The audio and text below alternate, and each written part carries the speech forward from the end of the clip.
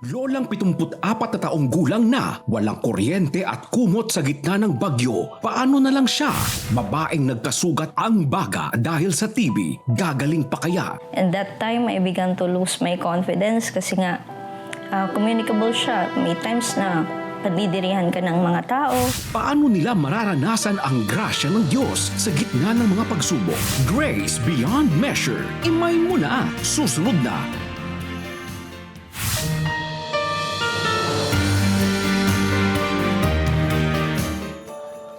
Welcome to day 4 of Grace Beyond Measure. Imay mo na! na! Witness the unending grace of the Lord unfold in the lives of our kababayans featured tonight. You too may experience the immeasurable grace of Jesus in your lives as you put your faith in God. Tama, Mary. Kaya naman sabihan na ang mga kakilala, kaibigan, kapatid at mga kapamilya dahil live tayo ngayon sa GMA. Live streaming din tayo sa cbnasia.org/live-tv at sa Facebook page at YouTube channel ng The 700 Club Asia. I-share mo rin ang live videos sa iyong social media accounts at gamitin ang hashtag Grace Beyond Measure, imay mo na. Mapapanood din tayo abroad sa GMA Pinoy TV. In our first story, a 73-year-old Lola was alone in her home when Typhoon Julian hit the island of Batanes. Nabalot siya ng takot nung gabing yon dahil wala siyang kuryente at naiwang mag-isa. Paano makakaligtas sa panganib si Nanay Josefina? Narito ang kanilang kwento. Ang lakas ng ulan at saka yung ulan puti. Hindi mo makitang katabi. Hangin, zzz, ganun. Sus, Maria Jose, takot naman ako dahil wala akong kasama. Mag-isang naninirahan sa bahay ang 74 anyos na si Josefina Valiente. Isa na siyang byuda at lahat ng mga anak niya ay may mga sarili na ring pamilya. Nang makita niya kung gaano kalakas ang bagyong Julian, inihanda na niya ang sarili kung anuman ang pwedeng mangyari sa kanya. Silip ako sa pinto na kung anong klase namin. Wala kang makita sa labas. Tapos pasok ako sa loob. Tingnan mo ko kung anong mangyari sa bahay ko. Hindi ko makatulog, hindi ko minto. Kung anong mangyari, umiyak ako ng kunti. Nagdadasal ako, hindi ko na matapos dahil takot ako. Ikaw na, Lord, na bahala sa akin. Sinagot ng Diyos ang dasal ni Nanay Josefina. Nakaligtas siya sa pinsala ng bagyong Julian. Ganon din ang kanyang mga anak at apo. Pero pagtapos ng bagyo, may isang hamon pa siyang kinakaharap gabi-gabi. Dahil natagalan ang pagbalik ng kuryente sa Batanes at ayon sa Batanelco, baka abutin pa ng ilang linggo ang pag-aayos nila sa mga nasirang poste at kable ng kuryente. Wala akong flashlight. Huwag ka nang lalabas. Baka madapa pa ako anong mangyari sa akin. Dinalaw ng Operation Blessing si Nanay Josefina para ihatid ang isang solar light at binigyan na rin siya ng kumot at banig. Lubos ang pasasalamat ni Nanay sa natanggap na blessing. Thank you, Lord, at sa inyo. Dahil mayroon akong gagamitin. Ay, una, yung pagkaano mo sa pagkain. Yung kumot, para sa mula itong November, December, January, February, yun ang panahon ng lamig dito. Na very good to use. Ipinanalangin din ng Operation Blessing Team si Nanay Josefina at ibinahagi ang magandang balita ng Diyos na nagbigay ng bagong pag-asa. Salamat po, Operation Blessing. Thank you, Lord. Thank you sa inyo. Ikaw, Wow. Camila, you're still very young, pero imagine mo, 73, 74 na si Lola Josefina. Walang kuryente, pwede siyang madapa. Ano? Tulad ni Josefina, marami sa mga kababayan natin ang nangangailangan ng tulong, lalo na't sunod-sunod ang mga bagyong pumapasok sa ating bansa. Higit na naapektuhan dito ang mga kababayan nating salat sa buhay. Kaya naman ang Operation Blessing na siyang humanitarian arm ng CBN Asia ay laging handang tumugon sa anumang trahedyang hinaharap ng ating mga kababayan. Ito ay nagiging posible dahil sa One Step Ahead program nito. Sa ilalim ng programa na nag-iimbak tayo ng mga pangunahing pangangailangan para may maitulong tayo sa mga kababayan nating nagiging biktima ng anumang trahedya. By the grace of God, we are empowered to extend help to those in need. And as our loyal partners, your participation in this mighty work of God is invaluable. Since yesterday, your donations have reached 684,457 pesos. Let's continue to be God's hand of grace to our kababayans in need by giving to CBN Asia. Just scan the CBN Asia QR code on the screen for your donation. You can use your credit cards or e-wallets to donate. You may also call the number that is shown right now or chat with us on CBN Asia Facebook Messenger. Joining us today is Reverb worship artist Ava Canaselli and host Via Antonio to help us receive your donation. You can also donate by any means of these means. You can give without loving, but you can never love without giving. Give love to our kababayans in need. Partner with CBN Asia. H. Hassle-free giving using credit card. GCash, Maya. E. Electronic banking through BDO. BPI. Metro Bank. And Union Bank. A. Accredited remittance center of M. Luwilier and RD Pawn Shop or I Remit Abroad. R. Register and pay in 7-Eleven. T. Text the Prayer Center 0917-126-1442. or call 8737-0700. Partner with CBN Asia now.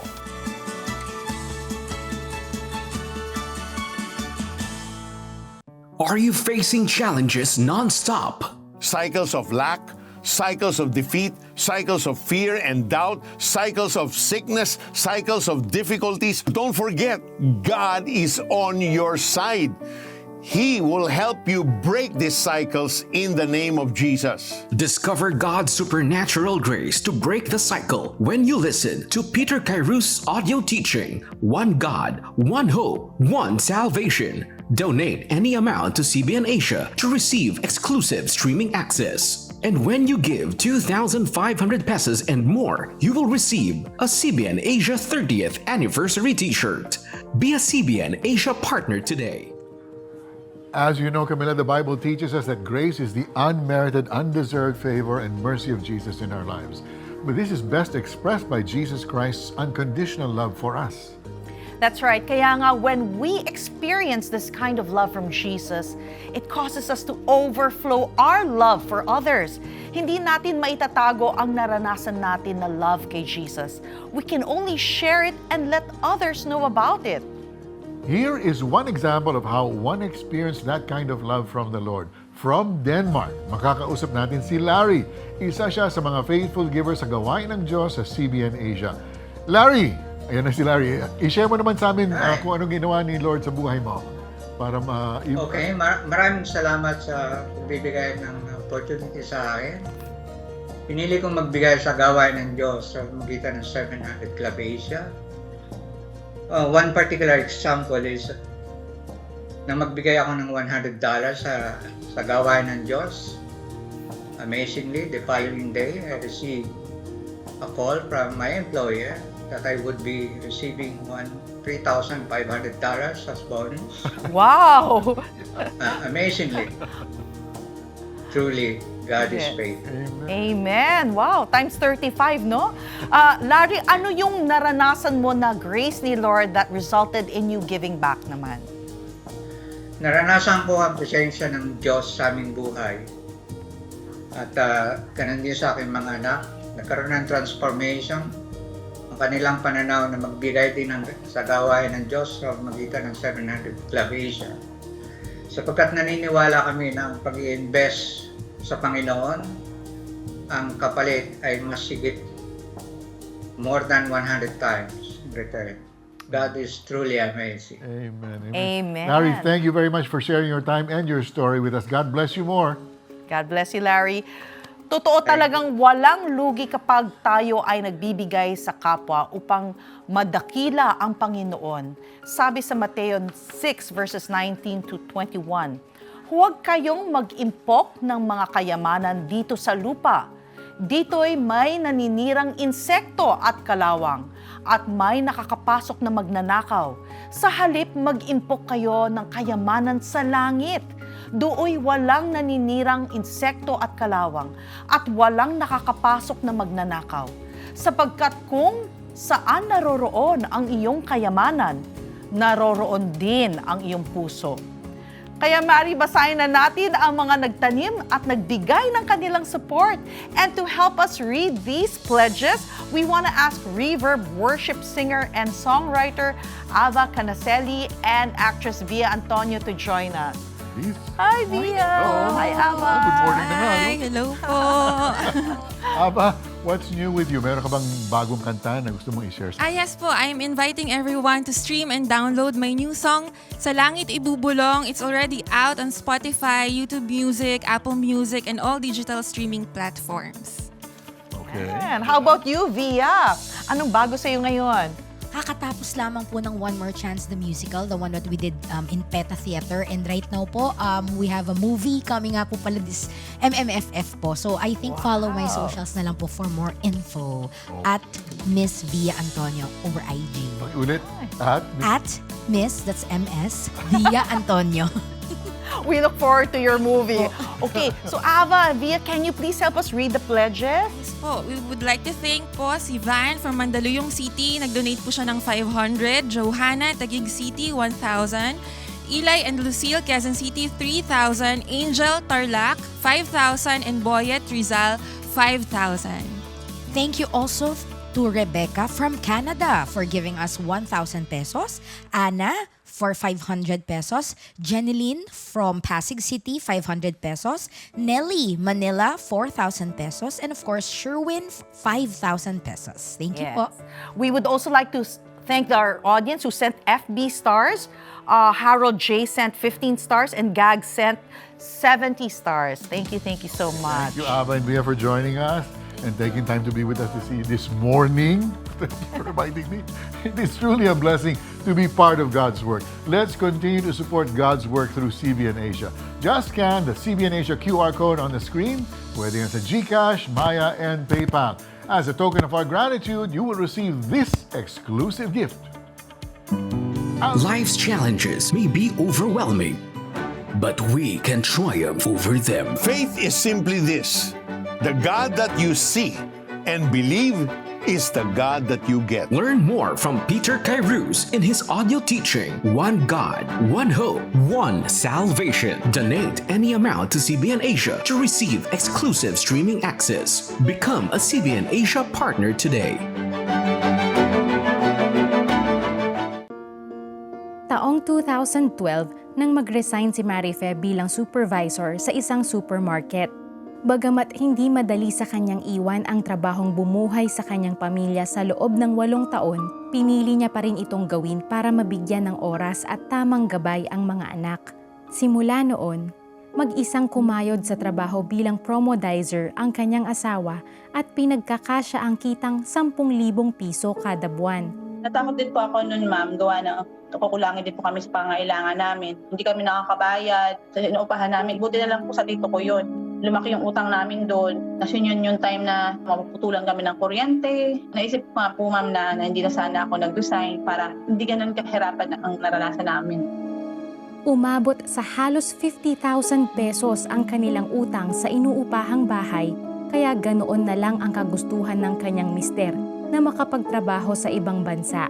Yung pinagpipray ko po noon, ma'am, na maka-approve po yung asawa ko kasi gusto rin po niya yun eh. Matagal na rin pa niya yung gustong magpa-ibang bansa po, ma'am.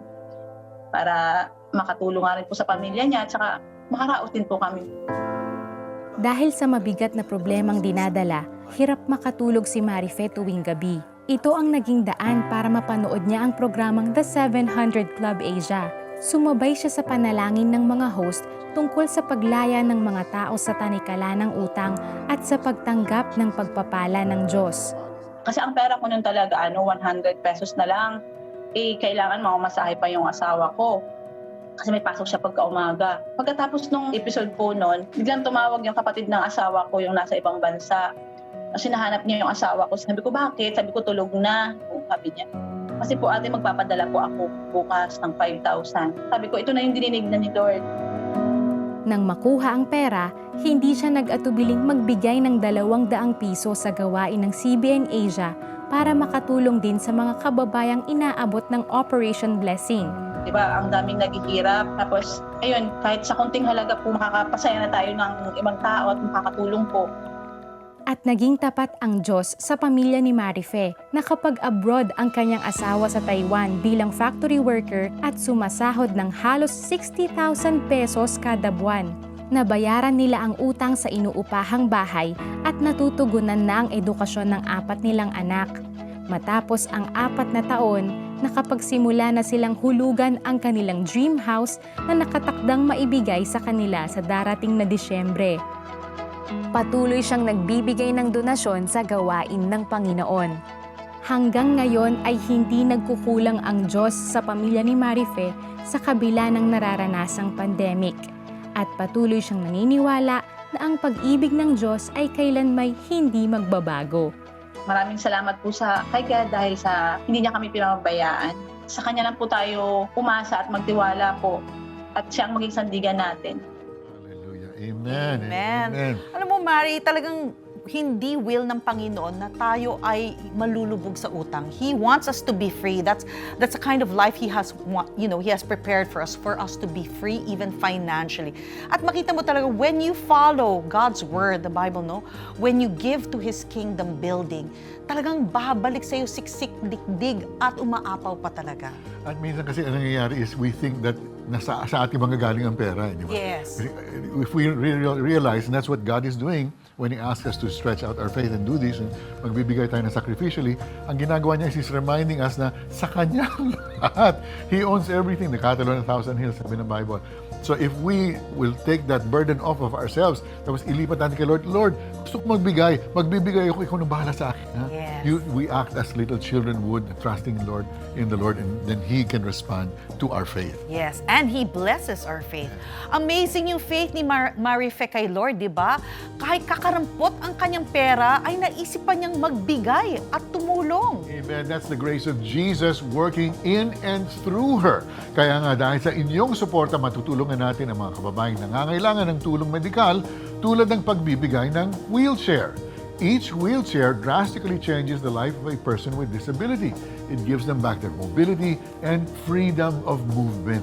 Yes, sa ilalim naman ng Operation Blessing Medical Program, our poor fellow men in remote areas receive free medical checkups, dental care, medicines, and even the Word of God in the counseling sessions. Marami rin tayong naabot dahil sa patuloy na pagsuwed ng Operation Blessing Mobile Clinic sa mga liblib na lugar sa bansa. Dahil sa moderno at magandang kagamitan ng mobile clinic, gumiginhawa ang pakiramdam ng 150 hanggang 200 na pasyente na napaglilingkuran nito. So we can help more people in need, scan the CBN Asia QR code flash on your screen to donate. As a token of our gratitude, you will receive these exclusive gifts. Declare that God can do much more in your life. With your gift of 2,500 pesos or more, you will receive this limited edition CBN Asia 30th Anniversary Beyond Measure shirt. Scan the QR code and be a CBN Asia partner today. Parang may discrimination. So, wala akong kasama kapag pupunta ako sa mga health center, health clinic, ako lang mag-isa. Kasi nga, they don't want to associate themselves dun sa lugar na ganun po. Sariwa pa sa alaala ni Abby nang ma-diagnose siya na may pulmonary tuberculosis sa medical exam para sa internship program ng kursong Bachelor of Science in Psychology. Kind of frustrating. Lord, wala naman akong bisyo or hindi naman ako sumasama sa mga naninigarilyo or what. Why I have this kind of disease and it is communicable. Sumailalim sa 6-month treatment si Abby para sa kagalingan ng sakit.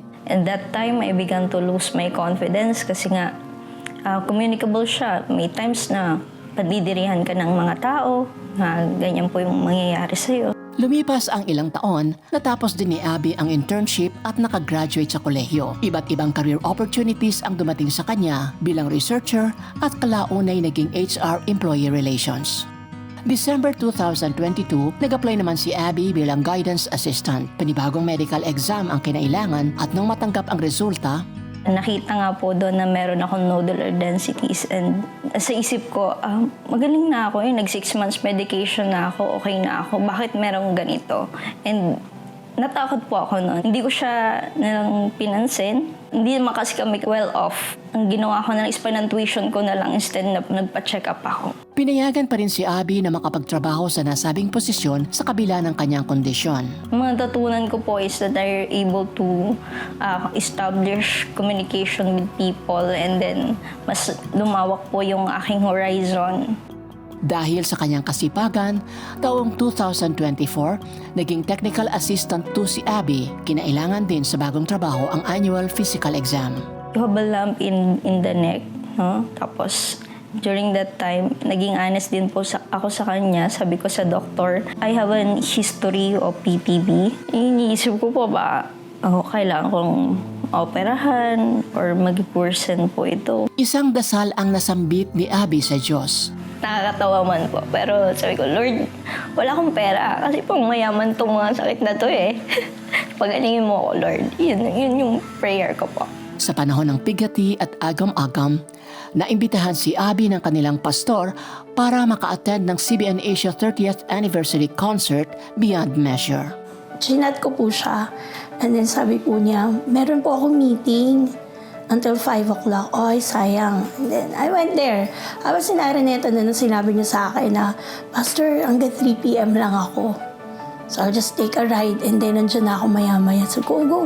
Let's go. Let's meet here. Of course, excited po ako kasi first time ko makakanood sa Araneta. And then, ang expectation ko nun, I will just going to see artists, to listen to their song. Sa isang bahagi ng worship concert, nag-praise si Peter Kairos at si Abby ang isa sa mga tumanggap ng dasal. He mentioned in his prayer na there's someone who has this lump in the neck and lump in the lungs, no? The Lord is healing someone with lumps on your lungs. They saw growth on your lungs. The Lord is removing that I realized, lump. parang ako yun. And it has confirmation in me that the Lord is healing me.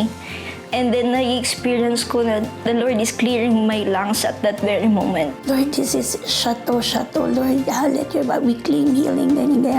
And that was really something na, Lord, ang galing. Kinabukasan, September 25, 2024, natanggap ni Abby ang resulta ng kanilang physical exam. It is stated there that lungs are clear. And for me, it is a miracle kasi it is by God's grace. It's not by any human effort. Wala naman akong tinik na gamot eh. Sa lahat ng pinagdaanan ni Abby sa buhay, ito ang kanyang napatunayan. That God is faithful. That God never changed. And His grace, it's abounding in our life. When it comes to CBN Asia, is nag-work po mightily sa buhay ng mga tao. Even dun sa testimony namin na we don't know, it's just a concert in our mind, but there's a healing behind it. God is so gracious because He never changed. There's nothing that we can do that God will love us less, and there's nothing that we can do that God will love us more. He is faithful and He never changed. Wow. We were there. This was just last month, the anniversary concert of CBN Asia. God answered in miraculous ways. God knows how many other stories, di ba? Ang hindi pa natin naririnig sa mga kasama natin na nood or nandun sa Araneta nung araw na yun.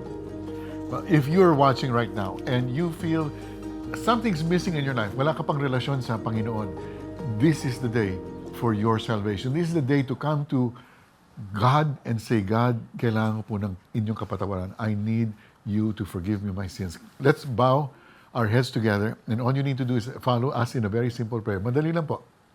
Just bow your head now and say, Oh Lord Jesus, thank you for dying on the cross for me. Father God, I come to you now in the name of Jesus, and I ask, Panginoon, Patawarin po ninyo ang aking mga nagawang kasalanan. Forgive me of all my sins, Lord. Cleanse me of all unrighteousness and make me your son, make me your daughter right now in Jesus' name. Amen and amen. Mary, there are people who are watching right now with various diseases. There are people who are watching with respiratory ailments. In the name of Jesus, the Lord is just clearing your lungs. You'll be able to breathe well. He will, you will be healed completely. Your lungs will be good as new. There are also people who are watching right now who are going through chemotherapy. The Lord, He wants to assure you that you will live through this.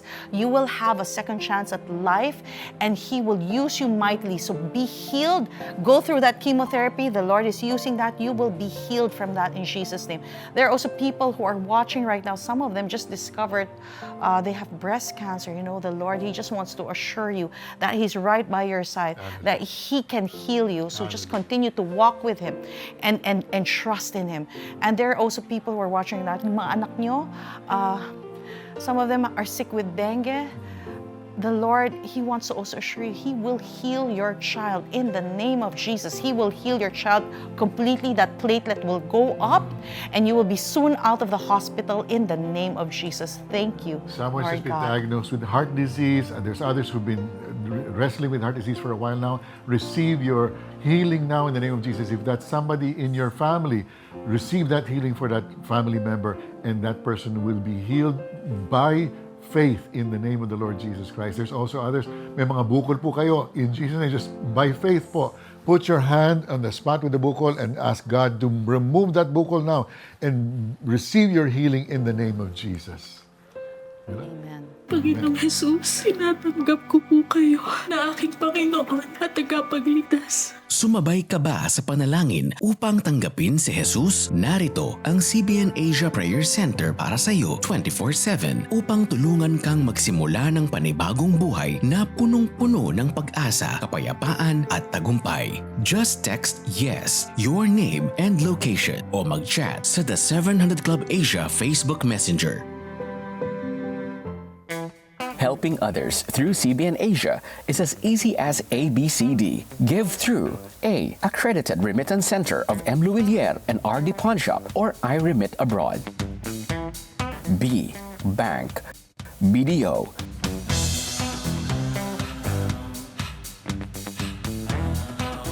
BPI.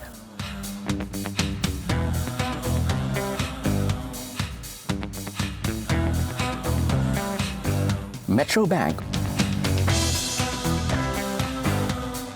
or Union Bank. C. Click Kiosk of 7-Eleven. D. Digital payment using your credit card. GCash, Maya. Partner with CBN Asia now. CBN Asia would like to thank the following: M. Luwilier, iRemit, RD Pawn Shop, 7-Eleven, EC Pay, BPI eDonate, AdStrat, United Neon, Nixis, BB Marciano Catering Services. Grace is the free, undeserved goodness and favor of God. This is the free gift of Jesus, regalong pag-ibig na kailanman hindi magmamaliw. Sabi ni Apostol Pablo sa Romans 5 verses 5 and 6, at hindi tayo binibigo ng pag-asang ito, sapagkat ang pag-ibig ng Diyos ay ibinuhos na sa ating mga puso sa pamamagitan ng Espiritu Santo na ipinagkaloob sa atin. Sapagkat noong tayo'y mahihina pa, namatay si Kristo sa takdang panahon para sa mga makasalanan. Sa mga pagsubok ng buhay, laban lang. He is always for us, and in Him we have grace beyond measure. Imay mo na! Okay, may pang-pledges pa tayo. Ayan, we'd like to thank Leah from Makati City who pledged 918, Laika 1,400, Carmi from Quezon City 1,000, Leslie from Rojas City 1,000, Marilu 3,000. Si Lilibet naman ng Cavite nagbigay ng 1,000, Kelly 500, Violeta 1,000, si Rosario 1,000, at si Benjamin ng Cainta 2,500. Yes, we also like to thank through YouTube Super Chat, nagbigay si Sheila ng 7 Arab Emirates dirham. Okay, Yun. Tapos si Lai naman nagbigay ng 20 FB stars at si Pau nagbigay ng 50 stars. Yes. Ito na po ang latest nating update. So far, your giving has reached 754,819 pesos. Marami pa kaming inihandang kwento para sa inyo. Sundan niyo kami ulit bukas. Same time, same channel. God bless you! God bless you! Sinubukan ni Louie at Danilyn ang iba't ibang mga fertility treatment. Subalit sa kabila ng daang libong ginastos sa maraming test at treatment, hindi pa rin nabuntis si Danilyn. Grace Beyond Measure. Imain mo na!